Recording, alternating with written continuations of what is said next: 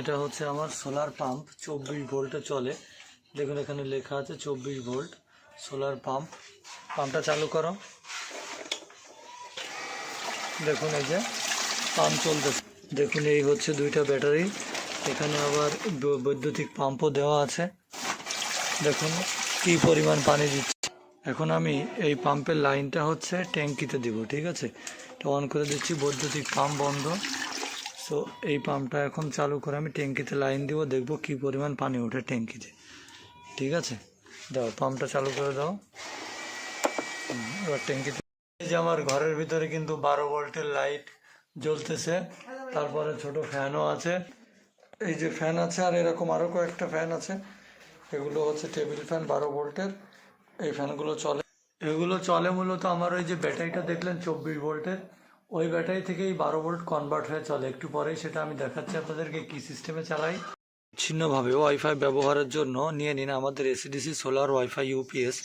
যদি আপনার বাড়িতে সোলার সিস্টেম না থাকে তাহলে আপনার জন্য যে ব্যাটারি সিস্টেম ইউপিএস, আপনারা এই ইউপিএসগুলো ব্যবহার করে রাউটার অনু চালাতে পারবেন একদম নির্বিচ্ছিন্নভাবে, কোনো রকম কানেকশনে কোনো সমস্যা হবে না।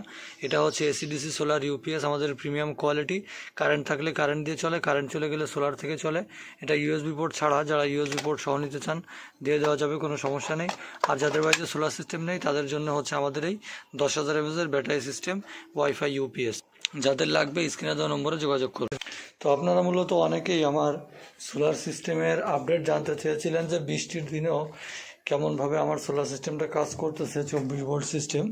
অনেকে আমাকে ইনবক্স করেছেন, যার জন্য আজকে আপডেট নিয়ে এসেছি। দেখুন এগুলো হচ্ছে আমার ছাদ বাগান। ছাদ বাগানে যে বেগুন গাছে যে পোকা লাগতেছে, তো এই পোকার জন্য কি ট্রিটমেন্ট করলে ভালো হয়। এটা আমার আঙ্গুর গাছ, ঠিক আছে। এই যে আঙ্গুর গাছ, ওই পাশে পেয়ারা গাছ। দেখুন ট্যাঙ্কির পাইপটা খুলে দেখাচ্ছে। এই যে পানির ফ্লো কিন্তু একদম খারাপ না, মোটামুটি ভালোই ফ্লো দিচ্ছে। তো দেখলেন সোলার প্যানেলটা আপনাদেরকে দেখাই। এই যে দেখুন সোলার প্যানেল, এই পাশে একটা আর একটা এই পাশে প্যানেল রাখা আছে, দুটোতে অনেক ময়লা হয়ে আছে। আর এই প্যানেলগুলো ভাঙ্গা, সুন্দরবন কুরিয়ার থেকে ভেঙে গিয়েছিল এই প্যানেলগুলো, অনেক বড় সাইজের প্যানেল। তো আমার 24 ভোল্ট সিস্টেম থেকে ব্যাটারি লাইন এনে 12 ভোল্ট কনভার্ট করে তারপরে মূলত হচ্ছে আমি আমার লাইট ফ্যান ইত্যাদি চালাই। দেখেন এখানে একটা মিষ্টি কুমড়া হয়েছে। আচ্ছা, লাইট ফ্যান চালানোর জন্য আমি স্টেপ ডাউন মডিউলগুলো ব্যবহার করে থাকি। অর্থাৎ ব্যাটারির থেকে লাইন এখানে আমি নিয়ে এসে স্টেপ ডাউন মডিউল 2596 যে মডিউলগুলো আছে, সেই মডিউলগুলো মূলত আমি ব্যবহার করে আমার 12 ভোল্টের লাইট ফ্যান চলে, ঠিক আছে। তো দেখুন এখানে মডিউলগুলো কীভাবে ব্যবহার করতে হয়, এক ভাই আমাকে গতকালকেও বলছিলেন যে ভাই কীভাবে ব্যবহার করব।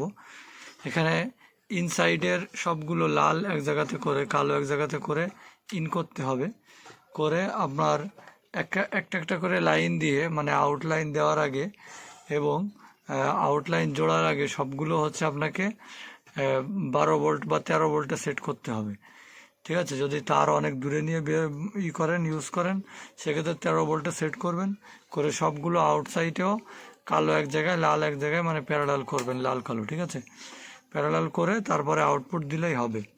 তো এগুলো আপনারা যে কোনো জায়গা থেকে পেয়ে যাবেন। ভালো মানের সার্কিট যদি চান সেক্ষেত্রে হচ্ছে 80 থেকে 85 টাকা বা 95 টাকা মতন নিবে। আর লো কোয়ালিটি সার্কিট সেগুলো হচ্ছে 80 টাকা, ঠিক আছে। বড় চপারের সার্কিটগুলোর দাম বেশি। তো যাই হোক, এইভাবে লাইট ফ্যান চালাতে পারবেন। 24 ভোল্টের পাম্প চলে, কোনো রকম কোনো সমস্যা হয় না। পাম্পের থেকে সব পানি নিয়ে ট্যাঙ্কিতেও দেওয়া হয়, তারপরে অন্যান্য কাজের জন্য ব্যবহার করা হয়, ঠিক আছে।